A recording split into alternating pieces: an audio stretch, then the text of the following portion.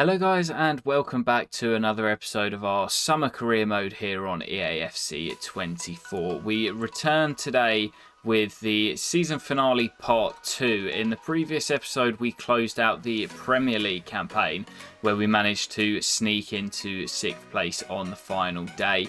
In today's episode we will be facing Aston Villa in the FA Cup final, of course looking to win Crystal Palace their first major honour. We got very lucky in our run to the final, facing mostly EFL sides other than Everton, who we faced in the quarter-finals. And we've got a bit of a similar situation to that we saw in real life, as Villa finished outside of the European places, as Manchester United did in real life. If they do go on to win the Cup, then I believe they will qualify for the Europa League, which would drop Chelsea out of Europe entirely and us into the Conference League. That's what I think should happen, because that happened in real life. Newcastle finished 7th and Chelsea 6th, and Chelsea have gone into the Conference League and Newcastle missed out altogether. So that is what should happen, but we know that FIFA isn't always completely correct. If we end up winning it, then we will be heading into the Europa League anyway,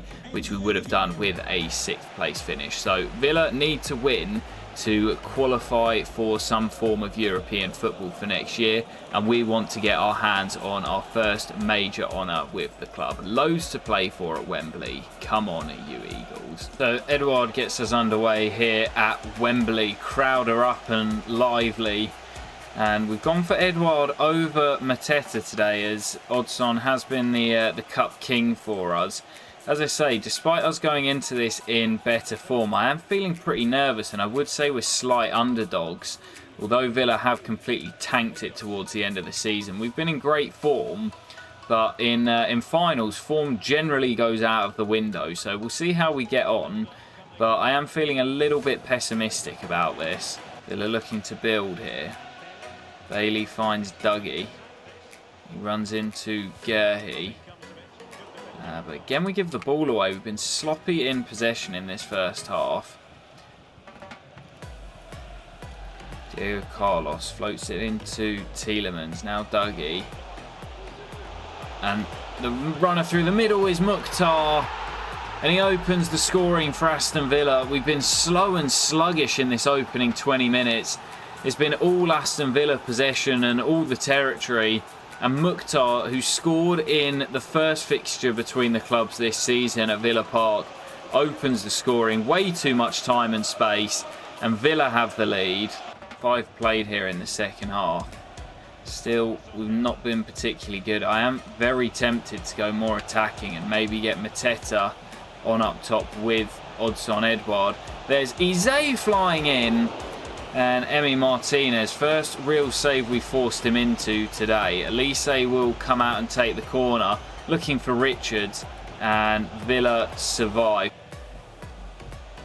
It's better. Eze. Away from Cash, Mitchell swings the cross in deep. Elise! What a goal from Michael Elise! And that may well be his parting gift to the Palace fans. Most likely going to be sold in the summer as he's moved on in real life. But Michael Elise with an absolute cracker here at Wembley Stadium. Mitchell does well down the left. The cross is slightly over him. And Michael Elise with the overhead kick. Martinez no chance. And Crystal Palace back on level terms. Well, what is it that I always say? When you're leading by just one, you're always vulnerable. There's always a chance your opponent can create a moment of magic, and that's exactly what Michael Elise has done there. Bailey into Upamecano. Watkins on the spin, turned away by Johnston, and anywhere will do for Munoz. Villa have been the better side today, but now pegged back. How are they going to react to that? Come on, don't lose it now. Tielemans, no. No. Diaby, no. Moussa Diaby, with just 7 minutes to play, runs over to his manager, Unai Emery. And that might be enough for Aston Villa to lift the trophy. Oh man, I said don't lose it, and Tielemans just through the gap. Anderson comes across and just kind of jockeys past the RB, opens up for the Frenchman, and it's a brilliant finish past Sam Johnston. And we've got 7 minutes to find a goal from somewhere. And no, that's it. Aston Villa win it. Gutted, absolutely gutted. Thought we might just get back into it once Michael Elise scored that wonder goal. Thought it might be enough to send us on our way to flip the script and win the competition, but no, it's Aston Villa. I said early on in the game, one of the reasons that I think they might do it is you know, they've got winners in this team. Emi Martinez, you know, the gaffer Unai Emery, he knows how to win. The captain and the manager are so important to Aston Villa, and it will be Emi Martinez, the Argentine, to lift the FA Cup. I did say that I thought we were second favourites heading into the final, but man, gutted to lose it. And it's been a fantastic season for Crystal Palace nonetheless, finishing in 6th place, but it will be Emi Martinez who lifts the FA Cup for Aston Villa. Historic moment for Villa, and they will now, I guess, be heading into the Europa League. So as we get back to the menus, confirmation of Aston Villa, your FA Cup champions, but still a very good season for Palace. The wait for a major honour goes on, but into, I think it'll be the Conference League for next season, despite the 6th place finish. It's a similar scenario to what we saw in real life last year. Who won the Carabao Cup this year? I don't think I actually checked. It was Tottenham.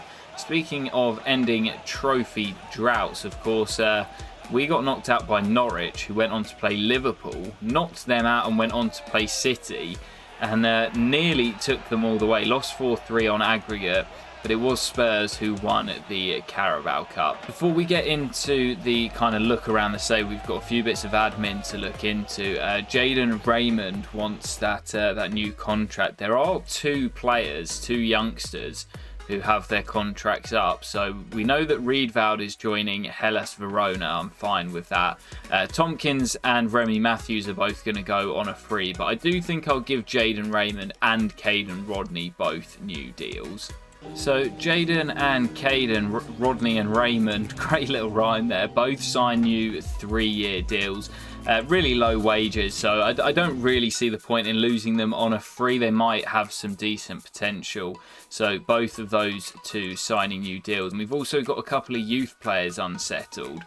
So we are going to have to promote them to the senior team. That is Kirk Duff, who is one of the 18-year-olds. Looks pretty decent as a Scottish attacking midfielder. And also the one that I'm really excited about, Samuel Orozco. We might see him. It's a shame he's asked for one now, as he might lose a little bit of potential between now and the summer. But yeah, looking pretty decent, Orozco. This is the academy at the moment. I still think Nathan Holden looking the best. And we'll probably promote him in the summer and look to loan him out. I wonder if Soraya is going to get a big jump up. Yeah, 55 overall now for Danny Soraya as he's converted to right wing. But yeah, this is a full look at the academy. So Orozco and Kirk added to the loan list. Orozco, an exciting prospect. Kirk showing great potential. But we'll take a look around the other competitions as the Conference League. Oh, wow, Aston Villa. Oh, okay, well, I don't know what that means. Winning the Conference League this year, so definitely going into the Europa League. I'm hoping that ensures that we go into the conference as a minimum for next year, but I guess we'll find out next season. The Europa League this year won by AC Milan, beating Roma in the final in an all-Italian affair. And of course, the big one, the Champions League. Who was it? It was Bayern Munich. Okay, normally it's either Real Madrid or Man City in the first season, neither of which even making the quarter-finals. Where are they both? Well, Real Madrid were knocked out by Dortmund on penalties after a 4-4 aggregate tie. And Man City lost in the Dragao and went out on aggregate by 2-1. Wow, crazy. So, yeah, it was Napoli, Barca, and Bayern Munich, Benfica in the semis. And in the end, Bayern Munich beating Barcelona in the final. And we'll take a look around the leagues, one of my favourite things to do at the end of the season, as we see Leicester and Leeds coming straight back up to the top flight. Norwich, Southampton, Coventry and Watford will battle it out in the playoffs. Wow, Paris Saint-Germain falling short in Ligue 1 as it's AS Monaco winning the league title on, it might be goal difference or it might be head-to-head. I'm not too sure in France, but either way, Monaco winning Ligue 1.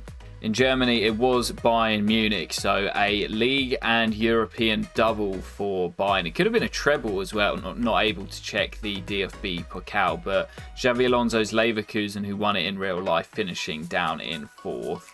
The Serie A was won by Inter Milan this year, besting their crosstown rivals on the head-to-head record as well. Wow, another really, really tight season. And the Serie A always seems to have a different winner in my saves, but this time it's Inter Milan. The Eredivisie, no real surprises there, was won by Ajax. It's normally either one of them or PSV, but it's Feyenoord separating the two in second. The Liga Portugal, well, was it won by Braga? No, not on this occasion. It was FC Porto, who knocked out Manchester City in the Champions League, also winning the Liga Portugal. The Saudi Pro League, I've started adding this a little bit more now. It's Al Hilal who win it. I think they won it in real life as well. Just one defeat for them as they went on to win the Saudi Pro League. The Scottish Championship was won by Rangers beating Celtic by 10 points. It's always one of Rangers or Celtic. I think I've only seen it once where it's not been one of those two win the Scottish top flight. As for La Liga, well, they may have been knocked out early in the Champions League, but it is Real Madrid who are on top, beating Barcelona to the title by 5 points. And finally, the Turkish Super League was won by Besiktas. Fair play, don't see that too often. 8 points clear of Jose Mourinho's Fenerbahce in second, and his wait for the Turkish Super League will go on. And to close out today's episode, we will run through the squad hub, of course. Going to try and keep it quite quick as we've got quite a lot of players. Remy Matthews is leaving the club in, well, a couple of weeks when his contract expires. Didn't play a single minute for us this season. Sam Johnston, who was our cup keeper, pretty decent record. Only the 8 games all coming in the cups, but 5 clean sheets in those games. But it was Dean Henderson who was our number one. 39 appearances in all competitions, 18 clean sheets. I must have missed one FA Cup game that he started in, but he managed to keep a clean sheet, so fair play to Dean. We've got 2 youngsters, Joe Whitworth and Owen Goodman, out on loan. Whitworth's got another year, whilst Goodman will be back at the club in the summer. Tariq Mitchell signed a new contract at the beginning of the season. Very, very solid down that left-hand side. 33 appearances in all competitions. No goals, but he did pop up with 4 assists. We know he's more of a defensive player than an attacking wing back. But yeah, Tariq Mitchell, fantastic season for the young Englishman. James Tompkins, same as Matthews, will be leaving the club at the expiration of his contract. Only made 2 appearances this year, and yeah, a great of the game. But sorry, James, it's probably time to retire. Joachim Andersen was absolutely superb in the centre of our back three. 33 appearances for the Dane, 15 clean sheets. I would not be surprised if there is some big interest in him in the summer. He's only got 2 years left on his deal, so maybe it's worth cashing in on him. Rob Holding was a decent squad player, didn't play too much, mostly in the cup competitions in the backup brigade, but he did actually pop up with 2 goals, one in the Carabao, one in the FA Cup, so I'll probably keep him for next year as he is a decent squad player, and he doesn't really moan when he's not getting picked as he's only on the rotation squad role. But Mark Gurhey, I love this man, wearing the captain's armband. I don't know if he's going to be here next season. 41 appearances in all competitions, 17 clean sheets in 38 league games, featured in every single Premier League game, grew 4 ratings up to 82. But again, similarly to Anderson, just 2 years left on his deal. Would he want to stay potentially and play European football? We'll see what kind of bids we get in the summer, but with only 2 years left on his deal, maybe it is time to cash in on the Englishman. Dan Ballard was a pretty solid signing for us, grew 3 ratings up to 76, only 15 appearances, but always pretty solid when called upon in the heart of our defence. So yeah, pretty solid signing from the Black Cats in the summer. Chris Richards really got on with him this season, 32 appearances in all competitions and featured in 27 of our 38 league games, grew 3 ratings up to 79. And yeah, very, very solid on the right-hand side of our defence. Joel Ward here, another of the seniors. Very, very few appearances. I'm hoping he's going to retire as his contract's up at the end of next season. So hoping he and potentially Nathaniel Klein as well both retire. I will keep them both here for next year just for realism, as they both signed extensions. But yeah, not really a huge amount of game time for either of them. It was, of course, Daniel Munoz starting most of our games down that right-hand side. Very solid season for the Colombian. Again, not great on the attacking front, but he similarly to Tyrick Mitchell is more of a defensive wing-back, so only the 1 assist. But yeah, very solid down that right-hand side, the Colombian. Will Hughes is a decent squad player to have, featured 22 times in all competitions, no goals and just 3 assists, but again, one of the more senior players in this team now at 29. God, it makes me feel old saying Will Hughes is a senior. Jefferson Lerma, also 29, that just feels wrong. He was very solid, played 35 times, some of those games coming at centre-back, some in midfield. But a very solid squad midfielder. As I say, he can fill in multiple positions. And just a solid season for Jefferson. Riedveld, of course, we know is joining Hellas Verona when the transfer window opens. Absolutely fine with me. Didn't feature too much. And yeah, happy to let him go on a free as he did in real life. As for this man though, Czech Decore, he is probably the pick of the bunch in that midfield. Very, very solid. Of course, did have an injury midway through the campaign. But 1 goal, which was a cracker against Brentford on match day 3. 2 assists, but just solid at breaking stuff up in midfield. At just 24 years of age, I expect there to be big interest in the summer. Alongside this man, Adam Wharton, 34 appearances, 7 assists for the Englishman from that CDM position. And as I say, I do expect there to be big interest in the summer. He has got 5 years left on his deal, so he may be one of the sort of key players that I look to keep next year, as I do really like the Englishman. Potential future captain at the club, I would say. Maybe not for next year, as Joel Ward will stay as club captain, but we're going to need someone to wear it on the pitch. Maybe Adam Wharton? Solid season for the young man David Ozo as well. 16 appearances for the now 19-year-old, up 4 overall, and he has just signed a new 4-year contract with the club during the season. He's got the showing great potential tag, and with us going into Europe, I may look to keep him and give him some more minutes next season. Jeff Schlupp, another decent squad player to have, did go down with the broken toe, but with us heading into Europe, he's the kind of player that I want to keep in the squad. Can play on that left-hand side or potentially in centre mid if needed, and he did a decent job whenever called upon, starting on that side ahead of Tyrick Mitchell. 31 years of age now, and his contract expiring at the end of next season. We'll see what happens. If he retires, then fair enough. If not, then I'll probably let him walk on a free at the end of next campaign. A quick note on Ahamada that we sent out on loan. He's grown 2 ratings, so not massively out at PSV, but yeah, still got another year, and hoping we might see some more development for him next season. Abere Eze, fantastic campaign again. I expect there to be big interest in the summer. He's got 3 years left on his deal, so potentially we might look to keep him here. Again, another candidate for a potential captain, but a great run towards the end of the campaign. Ended up with 9 goals and 5 assists in the Premier League, 10 and 6 in all competitions. But yeah, the Englishman was fantastic, part of our dynamic front 3. As I say, I expect there to be big interest in the summer. For Mateus França, I said I wanted to give him some game time this season, and we did that. 23 appearances, 3 goals and 2 assists is not an awful return, and he did grow 4 ratings. Again, with us heading into Europe next season, I'll probably look to keep him around, as he will get some good minutes in the European competition, whichever one it is that we go into next season. Zachary Hurst, interested to see here. He's grown 5 ratings out on that loan spell in Leicester. Looking forward to getting him back in the summer. And not sure whether we're going to loan him out again. Obviously, we only sent him out on a short-term loan. Will he stay and be a squad player next year, or do we look to loan him out and get him some more first-team football? I'm honestly not too sure what we're going to do with Zach next summer. Jordan Ayew, another, similarly to Jeff Schlupp, a decent squad player, now 32 years of age. He's down 3 ratings, and he does only really play off the bench, but 23 appearances, 1 goal, 2 assists. But I do like that he can play either slightly further forward or deeper on that right-hand side. So, again, probably look to keep him next year. His contract's up at the end of the season, so similarly with Schlupp, if he does retire, then that's fine with me.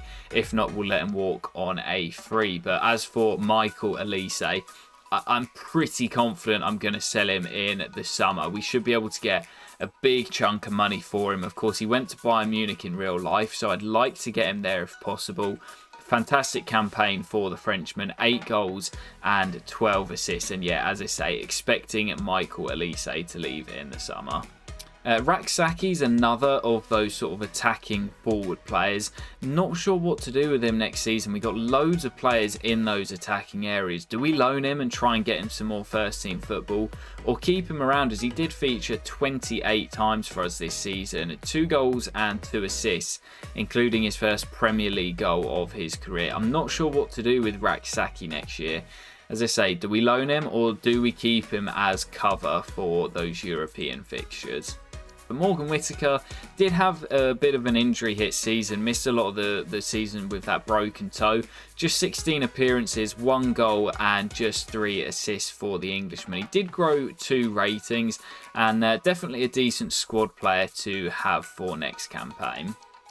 We've got 2 youngsters out on loan here, both returning in the summer. I think Gordon I'm probably going to sell because I like the look of Ademola slightly more. He's a year younger and he's 5 ratings higher, so both of them returning in the summer. But as for our attackers or our strikers, Odsonne Edouard, who was sort of leader of the backup brigade, 14 goals and 5 assists for the Frenchman, and spread out across the competitions as well. He got 5 in the FA Cup, 3 in the Carabao Cup and 6 in the Premier League. Really high average rating and a great backup to this man, Jean-Philippe Mateta. Again, expecting there to be some big interest in the summer. 20 Premier League goals this campaign and 3 assists as well. Not sure if we're going to be able to keep him next year. Do I trust Odsonne Edouard to step in if Mateta does get sold, if a big bid comes in? I am not too sure. But guys, that will do it for today's episode. We will leave it there. A fantastic end to the season for Crystal Palace that should see us qualify for Europe next year. I am slightly worried that the game won't quite recognise it, but Crystal Palace into Europe for next season after a 6th place finish. And guys, thank you so much for your support on this series so far. I'll catch you for the next episode very soon. It will be the beginning of season 2, and peace.